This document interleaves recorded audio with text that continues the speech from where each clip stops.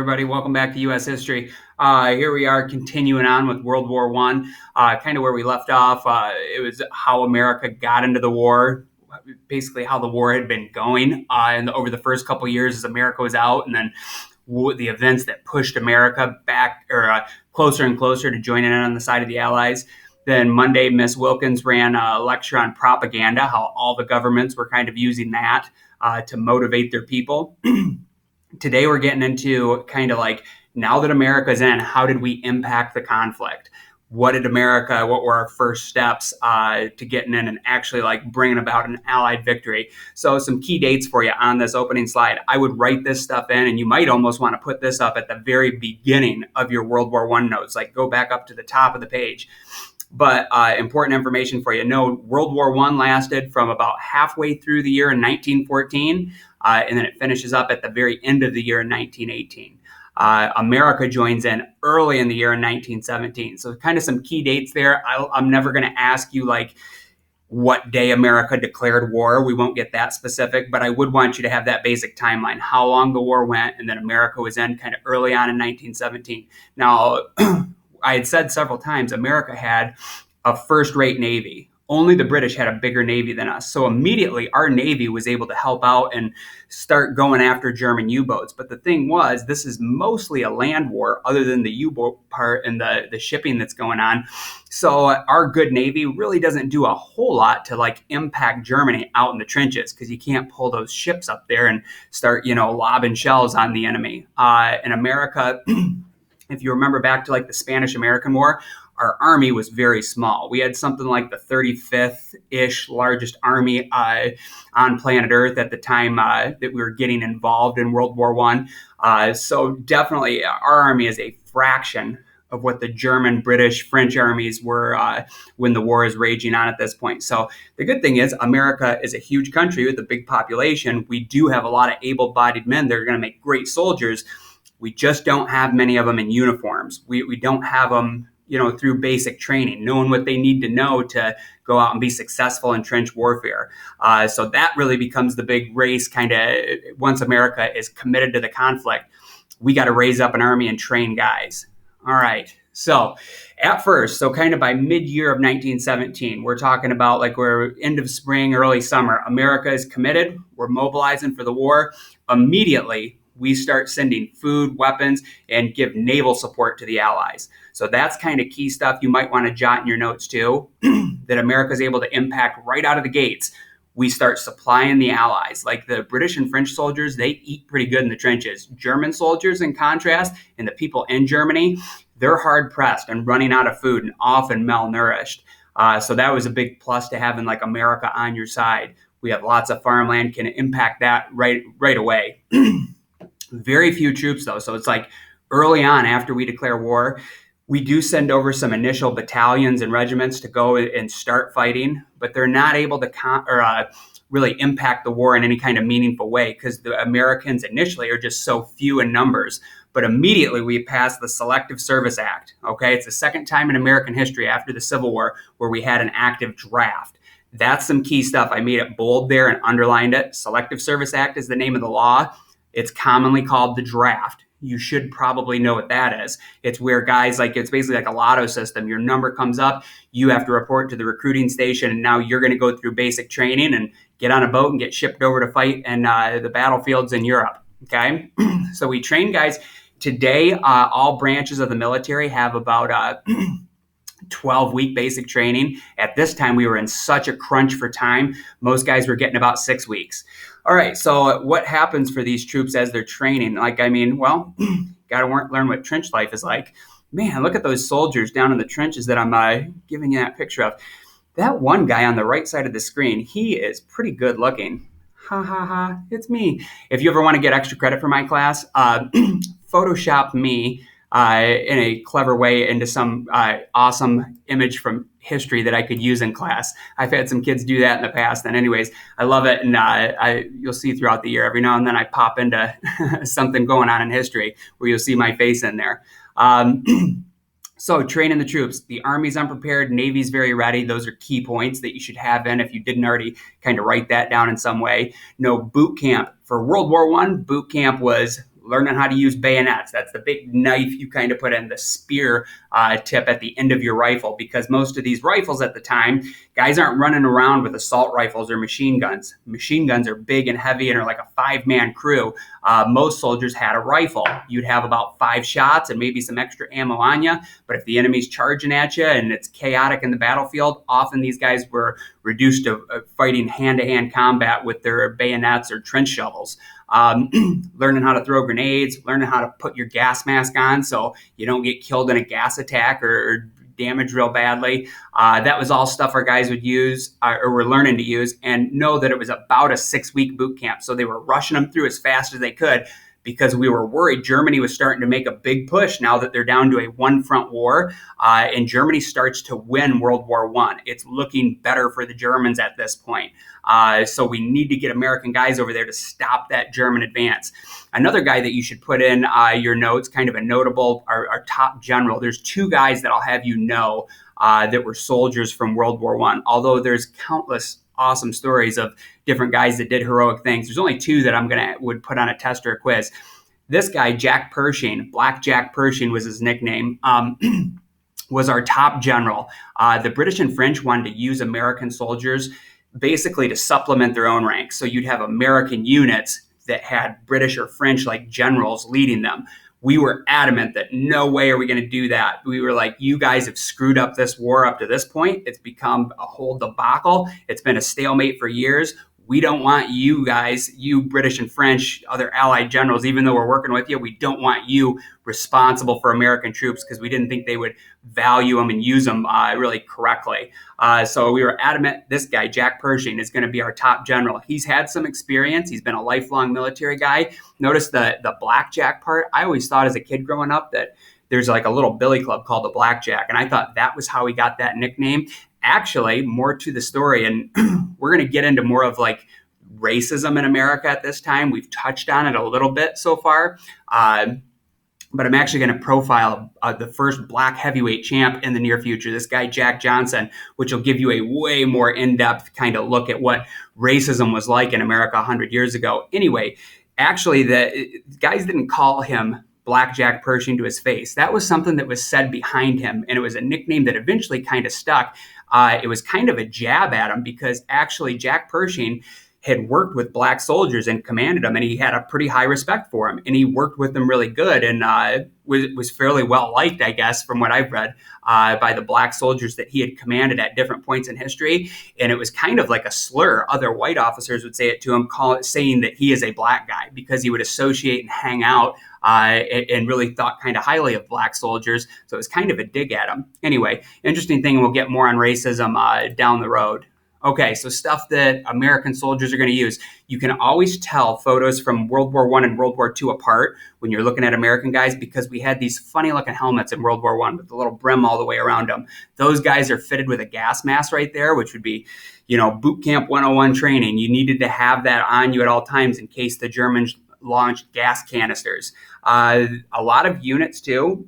This kind of changes after World War I, but a lot of dogs were taken over as kind of regiment mascots. And, those were used to like boost morale in the trenches, because who doesn't like to have a dog with them?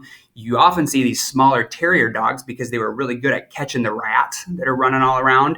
But dogs also were useful in that their senses are much better. So sometimes if the enemy was sneaking across no man's land at you, the dogs would hear that coming and alert you to it way before human senses would pick up on that.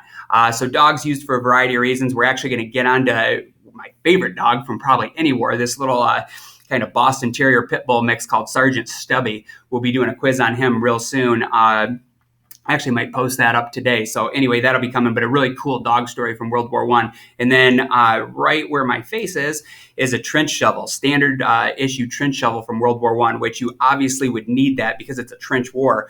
Soldiers needed to be able to dig foxholes and, put up kind of barricades and get themselves safe out there and to do work on their trenches. But apparently this became one of the more popular hand-to-hand combat weapons because the stories that I've heard and read about it, the problem with the bayonet was you would stab a guy and you try to stab him right in the heart or lungs to like give him a kill shot.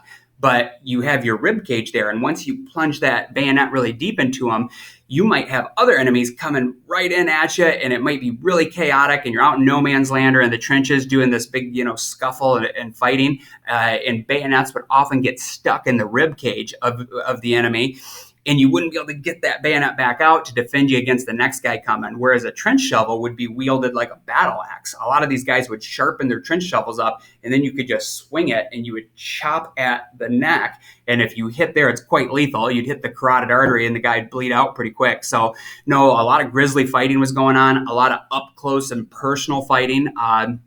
In World War I, even though we have all these new weapons, still a lot of the fighting boils down to really barbaric hand-to-hand combat too, out in the trenches in no man's land.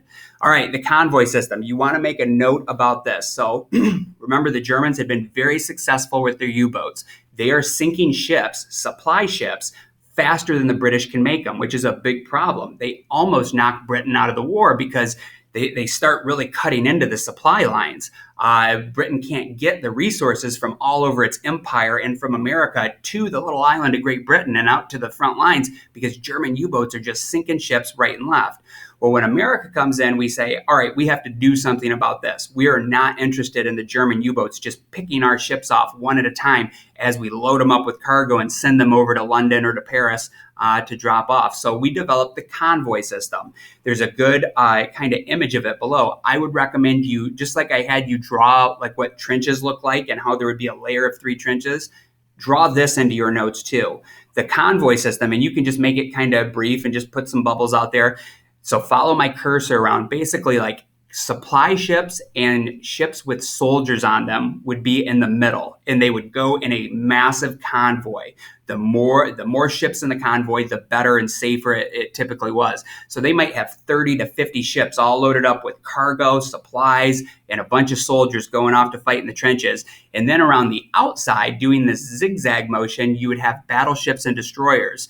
Now, U-boats didn't typically target them because the way they're compartmentalized, it's one torpedo won't sink a battleship or a destroyer. They can get hit and get a hole in it, but they can lock compartments up and they'll still stay afloat and get repaired. Also, battleships and destroyers are all set up with depth charges. Basically, it looks like a keg of beer, but with like gunpowder in it. And you throw it over the side if you think a sub is near you. And when they get down to a certain depth, they explode. And they're quite lethal to subs if they're close. It'll rattle them apart, make them take in water. Once we started using the convoy system, so here's a key point to put in.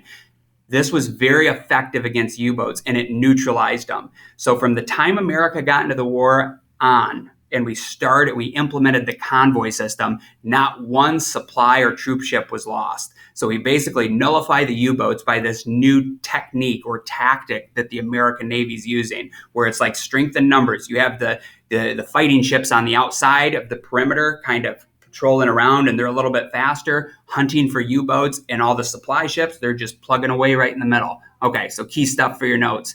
Now, discrimination, I said like the racism of 100 years ago is nothing like the racism of today.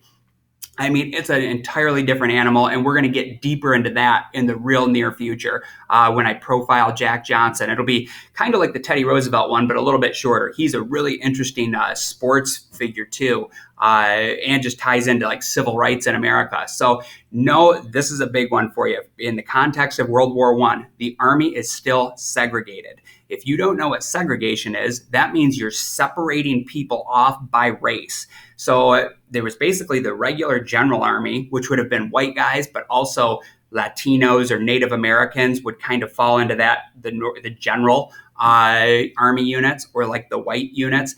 But then we were segregated between blacks and everybody else, kind of, sort of, is how it would work. So black units were rigidly segregated. They would only serve with other black guys. They were primarily only used in the American Army as cooks or like moving supplies around, which obviously kind of racist, right? I mean, quite racist. And the idea was that black soldiers just didn't have what it takes, like mentally, to stand up to modern warfare and artillery fire. And they weren't smart enough or able-bodied enough to go out there and fight like the white soldiers would. Now, if you looked into British or French armies, they have colonies all over Africa. They were segregated like that early on in the war, but now they've lost so many guys. They have well, they would call them at the time colored units, but basically black units, or like some of them were from India or Pakistan. They have units up in the front fighting. They've had that for quite a while.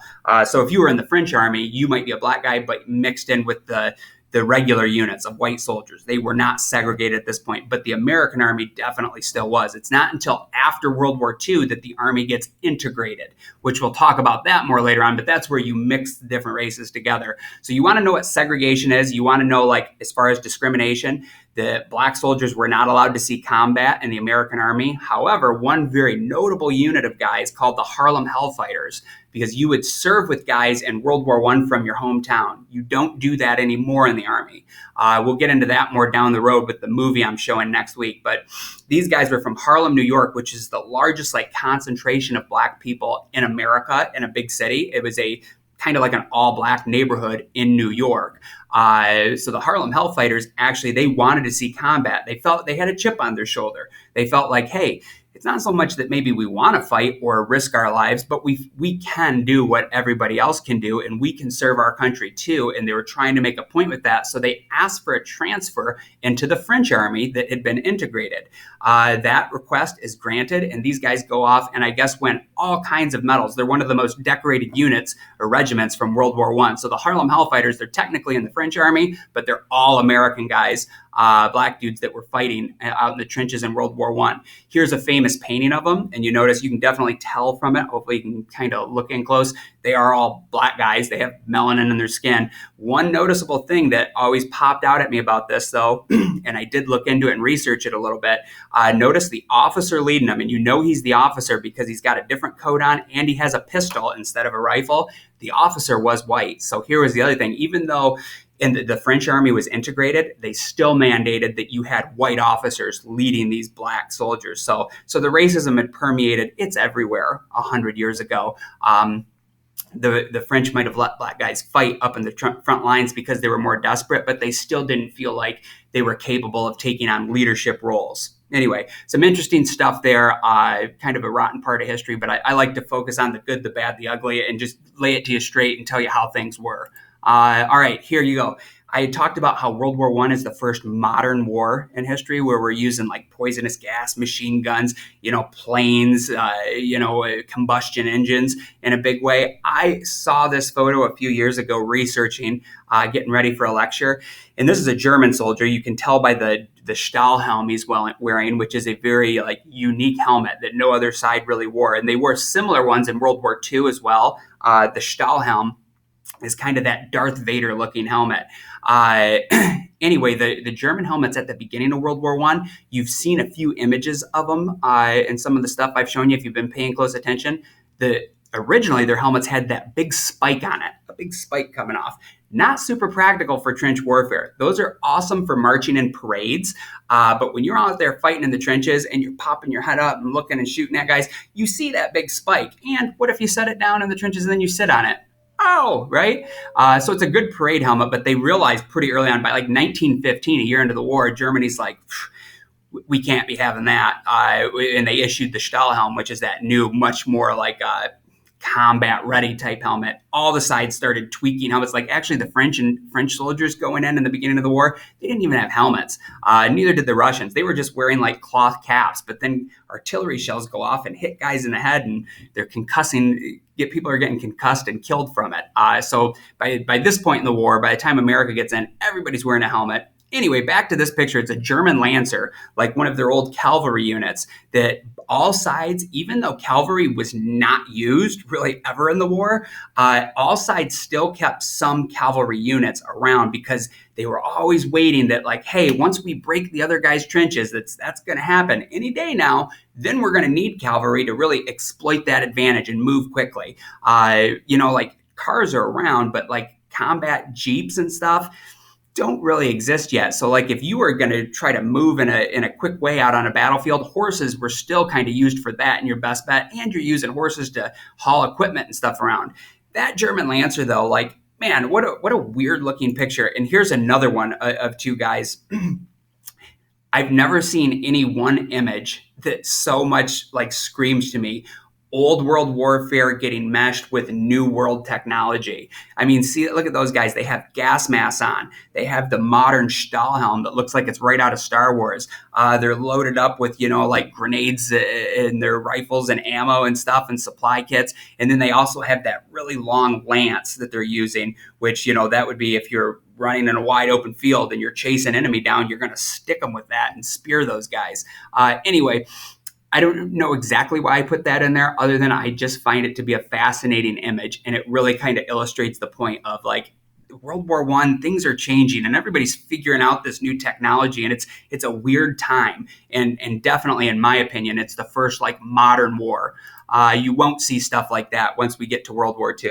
All right, so the Russian Revolution. I had already talked about this a little bit. I can't overemphasize this enough. This is a huge part of world history that Mr. View will spend a lot of time on specifically the Russian Revolution when you get to world history as a junior or senior. I don't have time to get into it in great depth here because this is an American history class, but man, it's a really interesting story, what shakes down in Russia, and it's a huge impact on World War I. So no, this happened like literally a month or two before America joins the fight. Russia leaves the fight. So there's this changing of the guard where it's like the Allies are in trouble now. They're down to a one front war, and the biggest allied nation just like crumbled. It collapsed from within and had an internal revolution where their leader eventually is going to get executed. But then you have another big power from across the ocean joining in and reinforcing the Allies. Know this, if there's one thing you put in about it that we're going to come back to a lot in the year, it's the communists. The communist revolution, or they call it the Bolshevik revolution. But the communists, that's what I'd want you to know. They take over in Russia and they get rid of the emperor. And the big other thing that I want you to have is this takes Germany down to a one front war finally. So now that really good German army is all going to be concentrated in the western trenches, on the western front, in the trenches against the British and French. And the war at this point starts to swing in Germany's favor.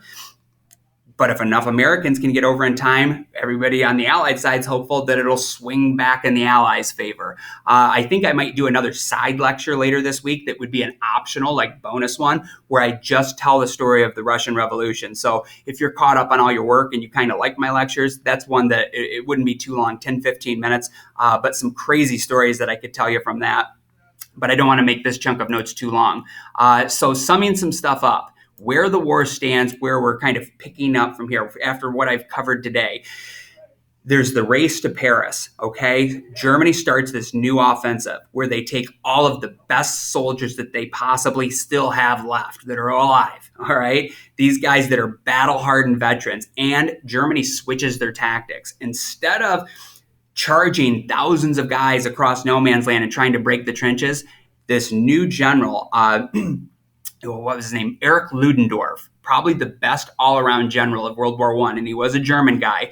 He comes up with the idea that let's use like small pods of men, and they start to call them stormtroopers. So another Star Wars reference for you. These guys in the Stahlhelm that are called literally stormtroopers are going to be in pods of like 4 or 5 guys that know each other well. And at night, they're going to sneak across no man's land, and they're going to have explosives and grenades, and they'll have some rifles and light equipment that they can run with, and they're going to go wreak havoc and blow up machine gun nests and screw up all the Allied trench lines and the fortifications. And then the big army will come in after the stormtroopers have kind of cleared everything out and made chaos. These tactics work way, way better. It's shocking that nobody figured this out years before this, and they just kept doing massive charges. But now these tactics start to work, and there's not many Americans over there yet. So the war starts to finally become mobile again, and the stalemate starts to break. Germany starts to win.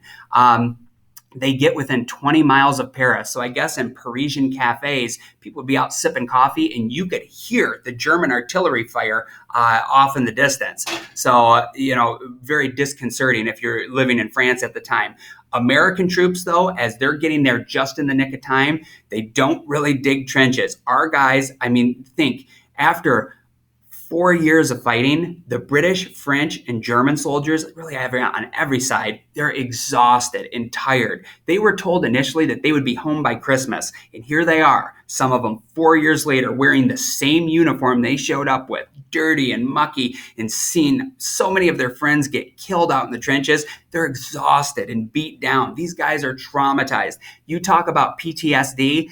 I'm sure that that was rampant in all of the armies at this time. Now, American soldiers coming over, they're not well trained and they're not like hardened combat veterans, but we have energy. We have not been fighting that long. So American guys come over, and I guess it's like a breath of fresh air to the Allies. You have these kind of vigorous, new young troops that like aren't all beat down by years of combat, and they're ready to get after it. And our commanders are Blackjack Pershing was very aggressive. So he doesn't want to dig trenches. He wants to go on the offensive. And essentially, these American soldiers start getting there just in the nick of time. As Germany almost had a breakthrough, we start to push them back and push them back. And you have every month a very key stat for you here at the bottom of the page.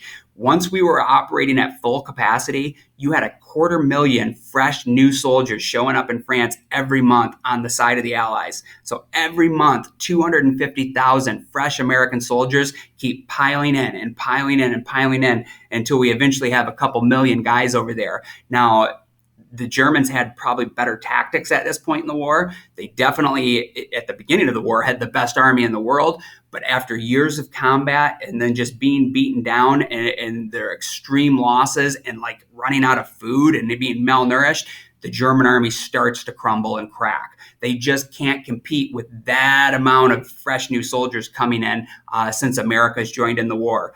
So for a while, it could have gone either way. When Russia left and America joined, everything teetered in the balance. But eventually, enough Americans get there that we kind of basically secure and ensure that there's going to be an Allied victory. Coming up next, I'm not sure when I'm putting this in, but we are going to watch a movie called The Lost Battalion that goes over one of the most heroic stories I've ever heard. And this is the most famous war story from the American side in World War I. These guys became national celebrities. They've made multiple movies about them. And I'm guessing most of you have not heard of them. Which is good. This is a really cool story that I'm going to show. So I got a movie coming up over like just this spot in the war that I think you'll all find engaging and really like and get into. Hopefully you like the notes today. Got some more notes coming up in the near future. Hopefully I didn't ramble too long. If you got any questions, hit me up. This stuff might be on a quiz. It would probably be after we watch the Lost Battalion movie and I give you some notes on that. We'll probably have a bigger follow-up like World War I quiz. See ya.